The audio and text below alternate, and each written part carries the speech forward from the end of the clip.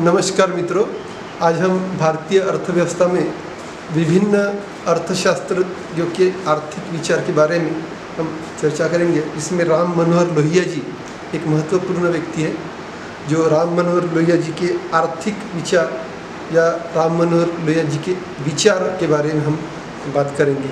यह आर्थिक विचार, विभिन्न अर्थशास्त्रों के आर्थिक विचार यूनिट 4 में बीकॉम फाइनल, जो बीकॉम 6 सेमिस्टर में जो भारतीय अर्थव्यवस्था है, इसमें यूनिट 4 में जो ये पार्ट दिया हुआ है, इसमें 20 मार्क्स थियोरेटिकल पूछे जाते हैं। लेकिन ऑब्जेक्टिव टाइप क्वेश्चंस में, इसमें ऑब्जेक्टिव टाइप क्वेश्चंस में कई प्रकार के सवाल आपके सामने होंगे। तो मेरा मानना है कि आप इस महान विचारों के आर्थिक विचार, जैसे राम मनोहर लोहिया जी के आर्थिक विचारों के बारे में आप अवगत होंगे, ऐसा मुझे लगता है। जहाँ से मैं शुरुआत करता हूँ, आज राम मनोहर लोहिया जी भारत के स्वतंत्रता संग्राम के प्रमुख सेनानियों में से एक थे। वे सभी की बराबरी में यकीन करते थे कि भारत की जाति प्रथा के प्रखर विरोधी थे, और आज़ादी के बाद उन्होंने खुलकर पंडित जवाहरलाल नेहरू की नीतियों का विरोध किया। वे आरक्षण का समर्थन भी करते थे और महिला सशक्तिकरण की वकालत भी करते थे। तो राम मनोहर लोहिया जी के बारे में एक बार गांधी जी ने कहा था कि लोहिया जी एक फिजा थे। लोहिया जी एक फिजा थे।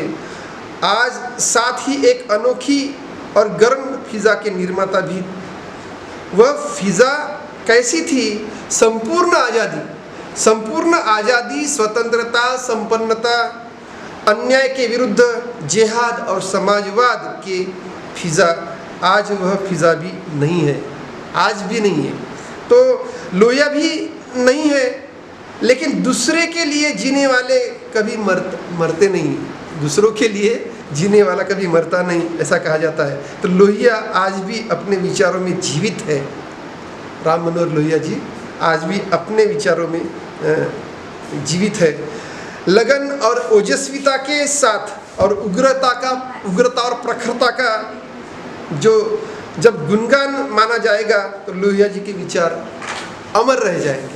लोहिया जी के विचार अमर रह जाएंगे। तो एक राम मनोहर लोहिया जी राजनीतिक विचारक थे और चिंतक और स्पष्ट दृष्टा, उसमें स्वप्न दृष्टा थे, लेकिन उसका चिंतन राजनीति तक ही कभी सीमित नहीं रहा। यानी लोहिया जी का आंदोलन केवल राजनीति तक सीमित नहीं रहा। तो व्यापक दृष्टि उनके पास एक व्यापक दृष्टि थी और दूरदर्शिता थी, और उनकी चिंतन धारा में विशेषता दिखाई देती थी। राजनीति के साथ साथ संस्कृति, दर्शन, साहित्य, इतिहास, भाषा आदि के बारे में वो मौलिक विचार उनके पास थे। लोहिया जी की चिंतन धारा कभी देश काल की सीमा की बंदी नहीं रही। विश्व की रचना और विकास के बारे में उनकी अनोखी और अद्वितीय दृष्टि भारत में दिखाई दी। इसलिए उन्होंने अनोखी और अद्वितीय दृष्टि, उनके पास अनोखी और अद्वितीय दृष्टि दिखाई देती थी। इसलिए उन्होंने सदा ही विश्व नागरिकता का सपना देखना शुरू किया। विश्व नागरिकता का सपना उन्होंने देखना शुरू किया। वे मानव मात्र को किसी देश का बल्कि विश्व नागरिकता का सपना देखा करते थे। वे मानव यानी उनकी चाह थी कि एक से दूसरे देश में आने वाले या जाने वाले के लिए किसी तरह की भी कानूनी रुकावट न हो, और संपूर्ण पृथ्वी के किसी भी अंश को अपना मानकर कोई भी कहीं आ जा सकने के लिए पूरी तरह आज़ाद हो। यानी एक स्वतंत्रता का एक स्पष्ट दृष्टा और स्वतंत्रता की एक उसकी प्रतिभा दिखाई देती है। लोहिया एक नई सभ्यता और संस्कृति की दृष्टा निर्माता थे। लेकिन आधुनिक युग जहाँ उनके दर्शन की उपेक्षा नहीं कर सका, वही उन्हें पूरी तरह आत्मसात भी आत्मसात भी नहीं कर सका। अपनी प्रखरता और ओजस्विता, मौलिकता और विस्तार और व्यापक गुणों के कारण वे अधिकांश में लोगों की पकड़ से बाहर रहे।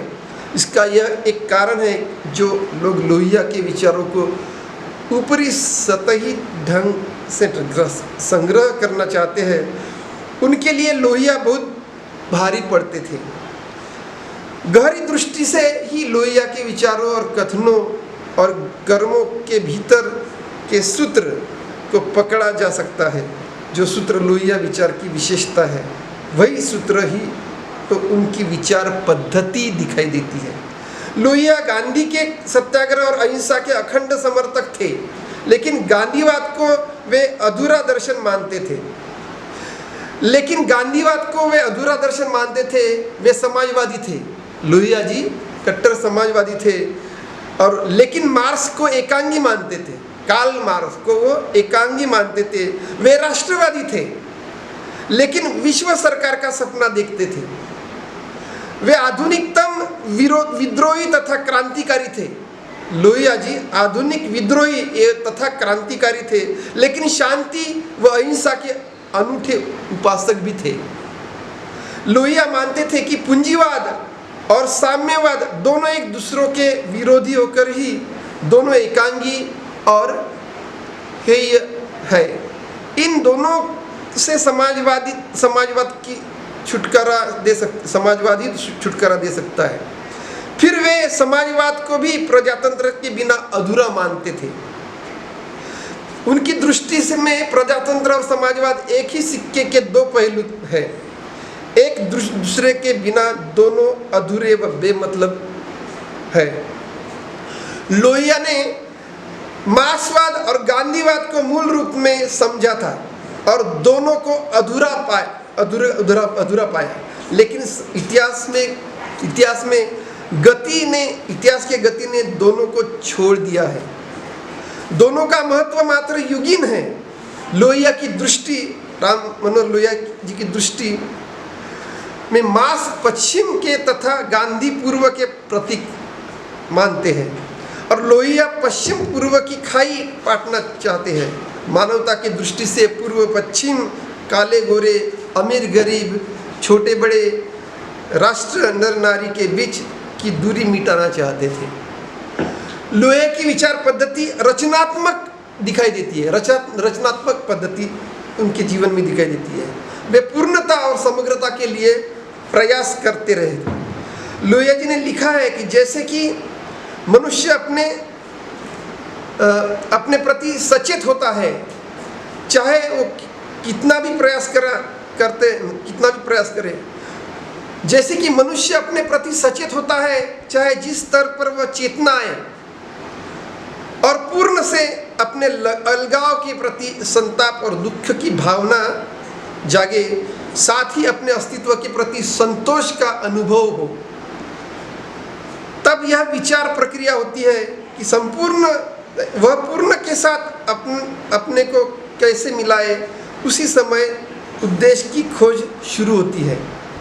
लोहिया अनेक सिद्धांतों, कार्यक्रमों और क्रांतियों के जनक दिखाई देते हैं। वे सभी अन्यायों के विरुद्ध एक साथ जिहाद बोलने के पक्षपात में थे। उन्होंने एक साथ क्रांतियों का आह्वान किया। वे 7 क्रांतियां उन्होंने बतलाई थी। नर नारी की स्वतंत्र समानता के लिए पहली क्रांति। दूसरा, चमड़ी के रंग पर रची राजकीय, आर्थिक और दिमागी असमानता के खिलाफ उनका एक क्रांतिकारक विचार था।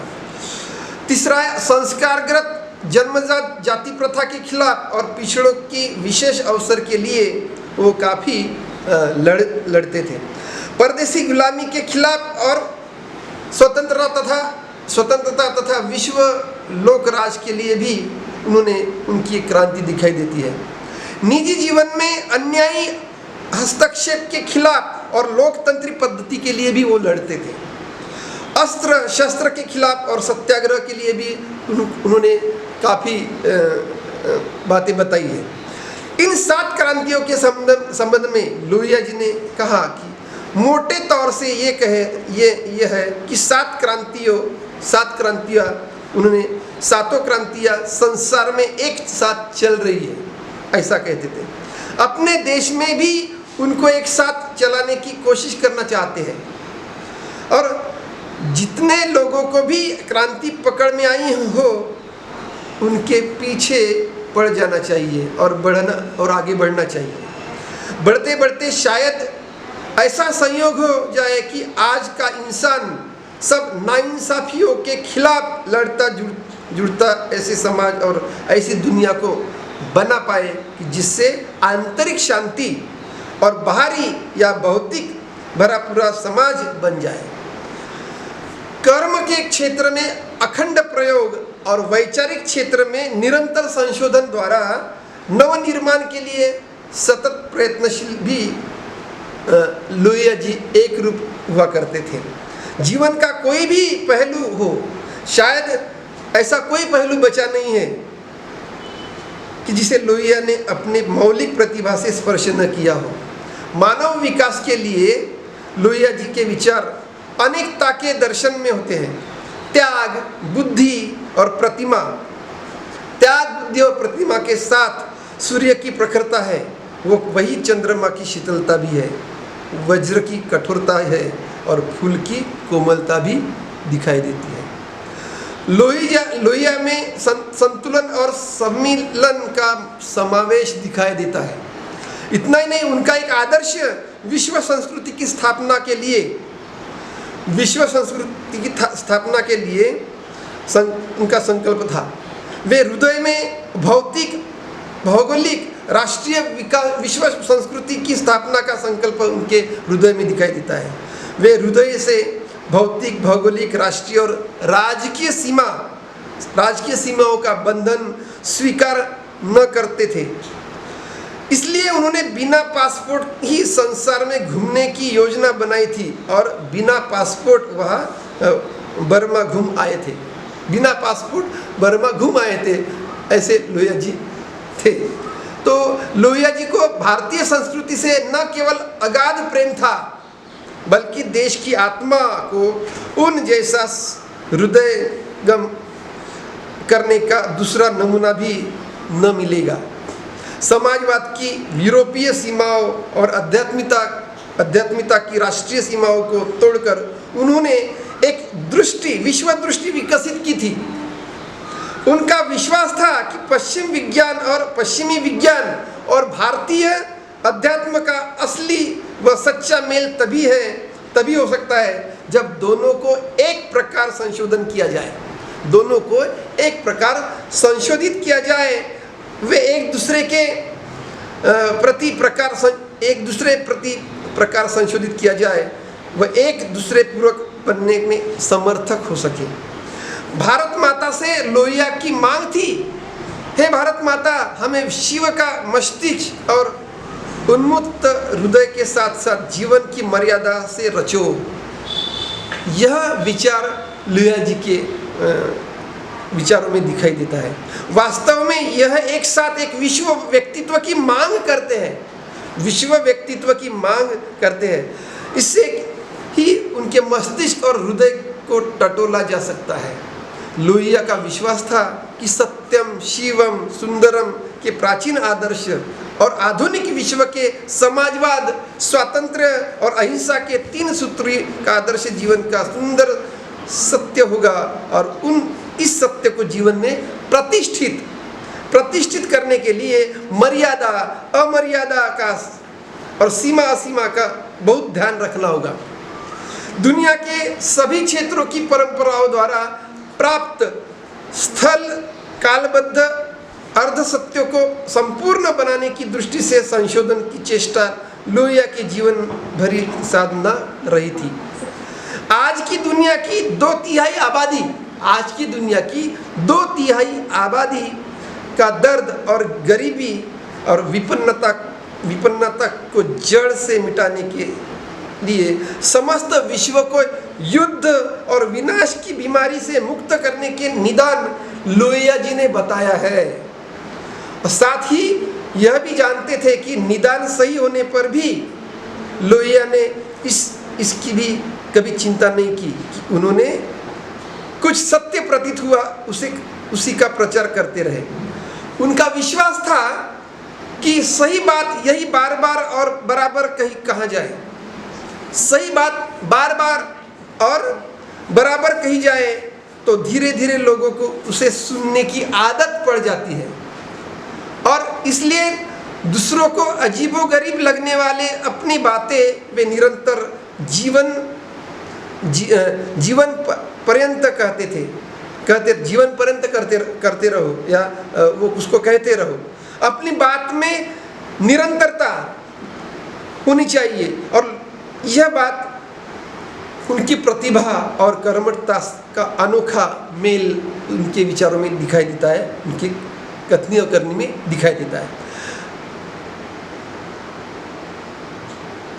जो राजनीतिक कर्मयोगी के रूप में भी उनकी देन का मूल्यांकन अभी संभव नहीं है, लेकिन शायद उसका अभी समय भी नहीं आया है। परंतु जहाँ तक उनके विचारों और सिद्धांतों की बात है, तो उनके साथ भी वही हुआ जो विश्व की लगभग सभी महान प्रतिभाओं के साथ होता चला आया है। ऐसे लोगों जो भी विचार और कल्पनाएं पेश करते हैं, साधारणतः लोगों में उनके महत्व का प्रचार और ज्ञान होने में समय लगता है। परंतु आश्चर्य होता है कि जब समकालीन राजनीतिक व विचारक की बहुधा उनके विचारों का सही मूल्यांकन सही समय पर नहीं कर पाते, तो बाद में भी पछतावा ही आता है। तो इसमें 1954 में लोहिया जी के कहने पर केरल के समाजवादी मंत्रिमंडल ने इस्तीफा दे दिया होता, तो आज इस देश में समाजवादी आंदोलन को आदर्श बनता ही, और साथ ही दुनिया में भी एक नए आदर्श का निर्माण हुआ होता। इस तरह के अनेक अवसर पाए गए जब लोहिया ने बहुत तेरे निकटतम साथी भी लोहिया द्वारा उठाए गए महत्वपूर्ण सवालों का मर्म नहीं समझ सके और चुके और पछताए भी। लोहिया जी की आत्मा विद्रोही थी। अन्याय का तीव्रतम प्रतिकार उनके कर्मों और सिद्धांतों की बुनियादों में रहा था। प्रबल इच्छा शक्ति के साथ साथ उनके पास असीम धैर्य था। और संयम भी रहा था। बार बार जेल जाने और अपमान सहने के अप्रिय अनुभवों के बावजूद भी अन्याय के लिए अपनी दृढ़ता के कारण वे फिर ऐसे कटु अनुभवों को आमंत्रित करके अंगीकार करते रहे। लोहिया जी ने खुद लिखा है, मुझे कभी कभी ताज्जुब होता है कि एक तरह के निराधार अभियोग एक ही आदमी के विरुद्ध लगातार क्यों लगाए जाते हैं। मेरे ऊपर दोष लगाने वाले की ताकत यही है कि वे भारतीय शासक वर्ग के ख्यालों के साथ है और मैं उनके बिल्कुल विरुद्ध। इसलिए इसके अलावा मैंने भारतीय समाज की पुरानी बुनियादों के खिलाफ आवाज़ उठाई है और उन पर हमला किया है, जिसका नतीजा है कि मुझे देश की सभी स्थिर और प्रतिभाशाली शक्तियों ने क्रोध का शिकार बनाया। शायद लोहिया जी के स्वभाव में कभी लोहिया जी का स्वभाव प्रचलित प्रवाह के उल्टे तैरने के प्रयोग में उनके विचारों को प्रचार करने के लिए देश के अखबारों का भी सहयोग कभी नहीं मिला। उपेक्षा, भ्रामक प्रचार, मिथ्या लेखन का द्वारा लोहिया के विचारों को दबाने के लिए सदा कोशिश की गई, पर क्या यह संभव था कि इस प्रकार उनके विचारों को नष्ट किया जा सकता है? उनकी महान कृतियों को तब भूलना संभव हो जाता है तभी आंशिक रूप से उन्हें प्रकाशन मिलता था, और वो भी कभी कभी सही रूप में भी नहीं, बल्कि तोड़ मरोड़ कर अर्थ को अनर्थ करके दूसरी और हर झूठ का बराबर खंडन करते रहना और सफाई देना स्वाभिमानी लोहिया के स्वभाव के खिलाफ हो जाता था। तो इस तरह से लोहिया जी का विचार दुनिया के सामने दिखता है। तो राम मनोहर लोहिया जी का जन्म 23 मार्च 1910 में उत्तर प्रदेश के अयोध्या जनपद में हुआ था। और उनके पिताजी हरिलाल पेशे के अध्यापक और हृदय से सच्चे राष्ट्रभक्त थे। और 2.5 वर्ष की आयु में ही उनकी माताजी का देहांत हो गया था। और उन्हें दादी के अलावा सरयू देई ने पाला। टंडन पाठशाला में 4वीं तक पढ़ाई करने के बाद विश्वेश्वरनाथ हाई स्कूल में उनको दाखिला मिला। उनके पिताजी गांधी जी के अनुयायी थे। जब वे गांधी जी से मिलने जाते तो राम मनोहर लोहिया को भी अपने साथ ले जाया करते थे। इसके कारण गांधी जी के विराट व्यक्तित्व का उन पर गहरा असर हुआ और पिताजी के साथ 1918 में अहमदाबाद कांग्रेस अधिवेशन में पहली बार शामिल हो गए। बम्बई के मारवाड़ी स्कूल में पढ़ाई की। लोकमान्य गंगाधर तिलक की मृत्यु के बाद दीन विद्यालय के लड़कों के साथ 1920 में 1 अगस्त को हड़ताल की और गांधी जी की पुकार पर 10 वर्ष की आयु में स्कूल को त्याग दिया और पिताजी को विदेशी वस्तुओं के बहिष्कार के आंदोलन के चलते सजा हुई। 1921 में फैजाबाद किसान आंदोलन के दौरान जवाहरलाल नेहरू से मुलाकात हुई और 1924 में प्रतिनिधि के रूप में कांग्रेस के अधिवेशन में गए और 1925 में मैट्रिक की परीक्षा दी और कक्षा में 61% नंबर लाकर प्रथम आए। इंटर की 2 वर्ष की पढ़ाई बनारस के काशी विश्वविद्यालय में हुई। कॉलेज के दिनों में खद्दर खादी पहनना शुरू कर दिया। 1926 में पिताजी के साथ गुवाहाटी कांग्रेस अधिवेशन में गए और 1927 में इंटर पास किया और आगे की पढ़ाई के लिए कलकत्ता जाकर ताराचंद दत्त स्ट्रीट पर स्थित पोद्दार छात्र हॉस्टल में रहने लगे। विद्यासागर कॉलेज में दाखिला लिया और अखिल बंग विद्यार्थी परिषद के सम्मेलन में सुभाष चंद्र बोस के न पहुंचने पर उन्होंने सम्मेलन की अध्यक्षता की और 1928 में कलकत्ता में कांग्रेस अधिवेशन में शामिल हुए। 1928 में से अखिल भारतीय विद्यार्थी संगठन से सक्रिय हुए और 1928 से अखिल भारतीय विद्यार्थी संगठन में सक्रिय हुए।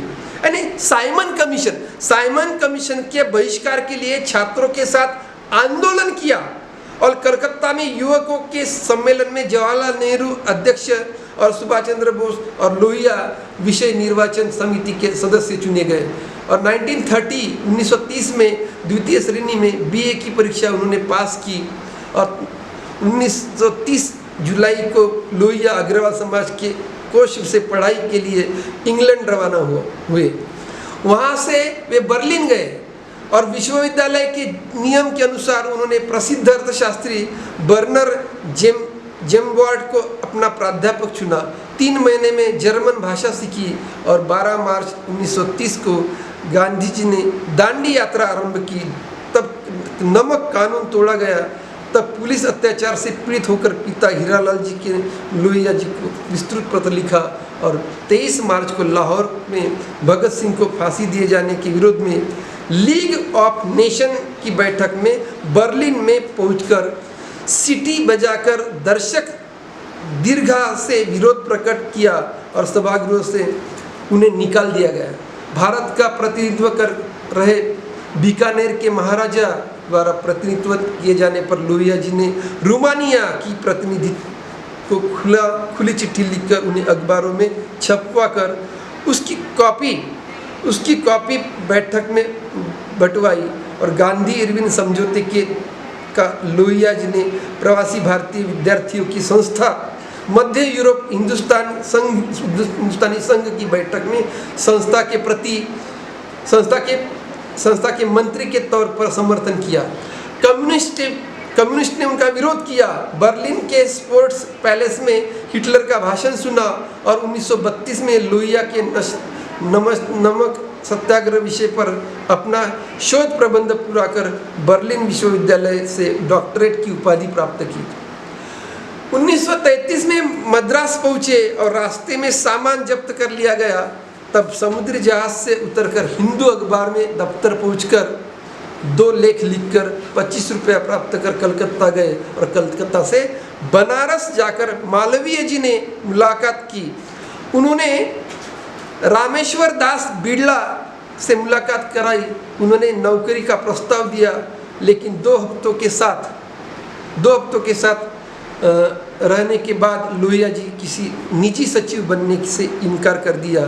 तब पिताजी के मित्र सेठ जमनालाल बजाज लोहिया को गांधी जी के पास ले गए और तथा उन्होंने कहा कि यह लड़का राजनीति करना चाहता है। कुछ दिन यह जमनालाल बजाज के साथ रहने के बाद शादी का प्रस्ताव मिलने पर शहर छोड़कर वापस कलकत्ता चले गए और विश्व राजनीति के आगामी 10 वर्ष के विषय पर ढाका विश्वविद्यालय में व्याख्यान देकर कलकत्ता आने जाने की राशि जुटाई। पटना में 17 मई 1934 को आचार्य नरेंद्र देव की अध्यक्षता में देश की समाजवादी अंजुमन ए इस्लामिया हॉल में इकट्ठे हुए और समाजवादी पार्टी की स्थापना का निर्णय लिया गया। यहाँ लोहिया जी ने समाजवादी आंदोलन की नींव खड़ी की। इस तरह से लोहिया जी का विचार और राजनीतिक विचारधारा इस जीवन में मिलती है। यहाँ मैं मेरा लेक्चर समाप्त करता हूँ। Thank you.